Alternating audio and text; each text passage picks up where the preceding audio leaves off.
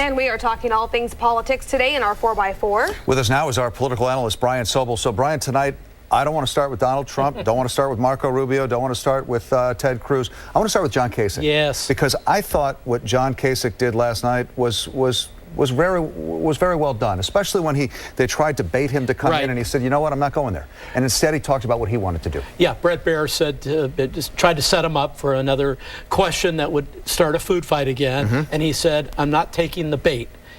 And he went on and talked about something that had some substance. But he was the one guy last night. But will that work for him? I mean, let's face it, he's way down in the poll. It's tough. He's not resonating with people.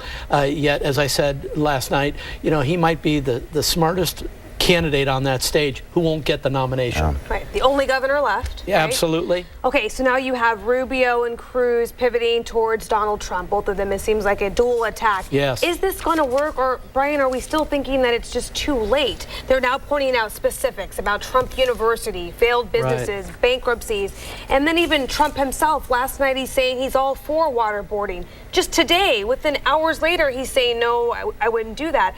Is this going to change anything, or can he do and say whatever? Well, I don't think so, because his supporters just believe everything he says, but they are the minority of the voting population, and so the Republicans have now tried to change tactics. Now they're saying, you know, vote for Kasich in Ohio, vote for Rubio in Florida, anybody, sort of the anybody but Trump idea to keep him from getting the nomination, so that they can get into the convention, and after the first ballot, all things open. You know, I couldn't help but think, as I was watching the debate last night, of the movie American President, with Michael Douglas. Right.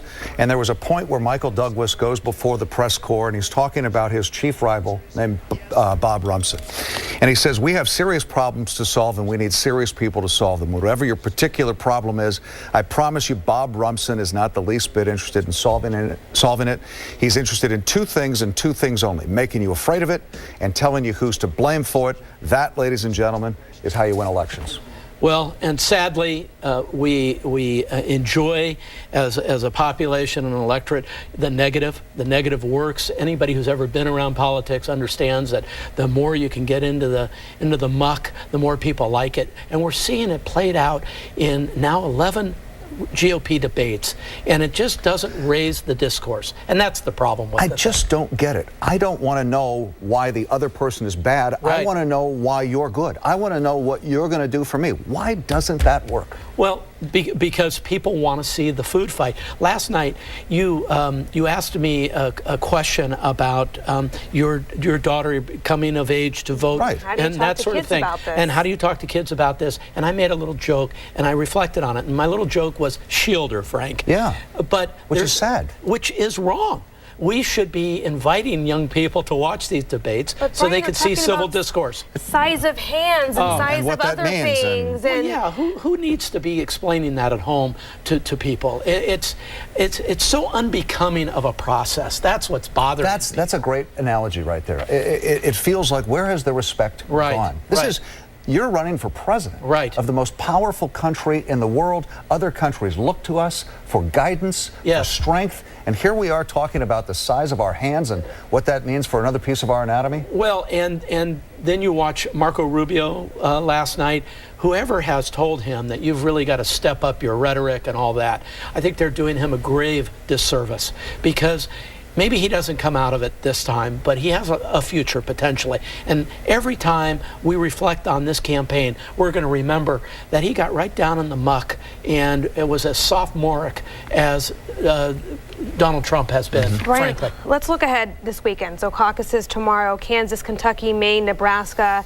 You have a primary in Louisiana. Sunday, Democrats. They have that debate in Flint, Michigan, which will be interesting. And then Democratic caucuses in Maine, a Republican primary in Puerto Rico. So lots happening this weekend. Could we be on Monday morning talking about a change with the Democrats or the Republicans? I don't think so. I don't think Monday's the change day. I think we will see something after the 15th.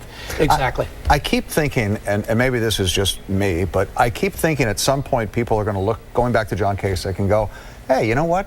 The guy's just not engaging. He's talking about what he wants to do, what he brings to the table. I keep thinking at some point there might be some groundswell for him. Like the only adult left. Well, yeah, and as he has said, I'm the only adult right. left on the stage.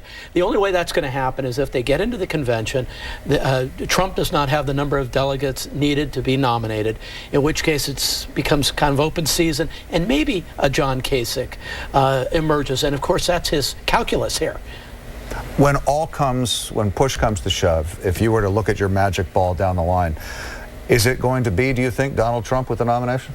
Well, it's hard to see how the math delivers anything else, given the polling we're seeing and some other things. But you know, politics is a momentum game, and if he loses some momentum and somebody else can come up and start gaining fire, maybe he's denied the nomination outright. But you know, hey, we're talking about the size of hands, so well, you know what? Yes, maybe yes. It kind of seems like anything's possible. These are the important issues, Frank. Yeah. All right, political analyst Brian Sobel, and we know you will be back again soon. Oh, absolutely, my pleasure. Thank you. Yep.